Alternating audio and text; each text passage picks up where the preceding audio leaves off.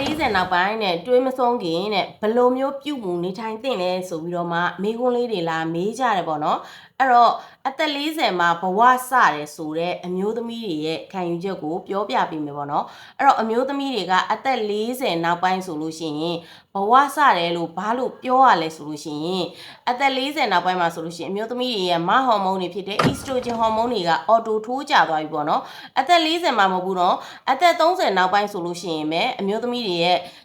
estrogen ဟော်မုန်းတွေကထိုးကျသွားပြီပေါ့နော်ဒီအမျိုးသမီးတွေရဲ့ကျန်းမာခြင်းလှပခြင်းနုပြိုခြင်းဆိုတာကလည်းဒီ estrogen ဟော်မုန်းတွေကထိန်းချုပ်ထားတာပေါ့နော်ဒီဟော်မုန်းတွေကျသွားခြင်းရဲ့နောက်ဆက်တွဲမှာဆိုလို့ရှိရင်ဘာတွေဖြစ်လာနိုင်လဲဆိုလို့ရှိရင်အယိုးပါတာတွေအယိုးကွာတာတွေစီးကြိုသွေးတို့နှလုံးယောဂါတွေလေပြတ်လေငန်းယောဂါတွေပြီးတော့အုံနောက်အာယုံကြောဆိုင်ရာယောဂါတွေစိတ်ပိုင်းဆိုင်ရာယောဂါတွေနဲ့အဝလွန်လာတာတွေဖြစ်လာမယ်ဒီလိုဖြစ်လာပြီးတော့မှဒီနောက်ဆက်တွဲမှာကိုမလိုလားအပ်ဖင်နဲ့တရှောင်ရှောင်နဲ့ပေါ့နော်မူရမာယာများသလိုအဲ့ရတွေကိုလဲခြင်းသလိုလိုမတ်တက်လူမမလိုအဲ့လိုမူရမာယာများတဲ့ပုံစံမျိုးတွေဖြစ်လာပြီပေါ့နော်ဒါကကြတော့တကယ်မူရမာယာများတာလားဆိုမဟုတ်ဘူးပေါ့နော်ဒီအသက်အရွယ်အရာပေါ့နော်ဟော်မုန်းကြာခြင်းရဲ့နောက်ဆက်တွဲပြဿနာတွေဖြစ်တယ်ပေါ့နော်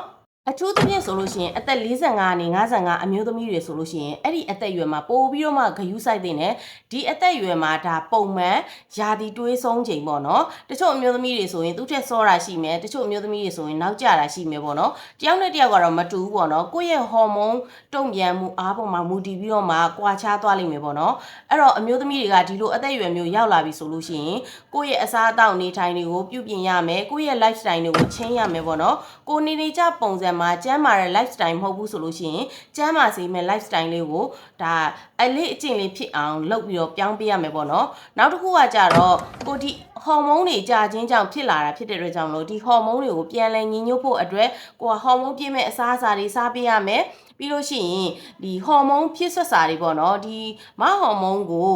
အားပေးတဲ့ဟော်မုန်းဖြစ်ဆွတ်စာတွေမဟော်မုန်းကိုဖြည့်ဆွတ်ပေးတဲ့ဖြစ်ဆွတ်စာတွေဆိုတာကပုံမှန်လေးစားပေးတဲ့အသက်40နောက်ပိုင်းဆိုလို့ရှိရင်ဒါအမျိုးသမီးပဲဖြစ်ဖြစ်အမျိုးသားပဲဖြစ်ဖြစ်ပေါ့နော်ကိုယ့်ရဲ့ကျန်းမာရေးအတွက်ကိုလိုအပ်တဲ့ဖြစ်ဆက်စာတွေဆိုတာအများကြီးရှိတယ်အဲ့တော့အမျိုးသမီးတွေကကြတော့ဖြစ်ဆက်စာတွေအများကြီးရှိတဲ့အထက်မှာကိုမဖြစ်မနေပြောပါဆိုလို့ရှိရင်ဒီမဟော်မုန်းကိုဖြစ်ဆက်တဲ့ဟော်မုန်းဖြစ်ဆက်စာပြီးလို့ရှိရင်တအိမ်ုံဖြစ်ဆက်တဲ့တအိမ်ဖြစ်ဆက်စာလေးတွေကတော့မဖြစ်မနေပုံမှန်လေးမှီဝဲတင်တယ်ပေါ့နော်အဲ့တော့ကိုယ့်ရဲ့ကျန်းမာရေးကိုဂရုစိုက်တယ်အသက်40မှာစတဲ့ဘဝကိုနောက်ဆက်တွဲမှာနောက်ကြမ်းရှိနေတဲ့တက်တန်းမှာကိုကကြမ်းကြမ်းမာမာနုနုပြပြနဲ့ကိုဘဝကို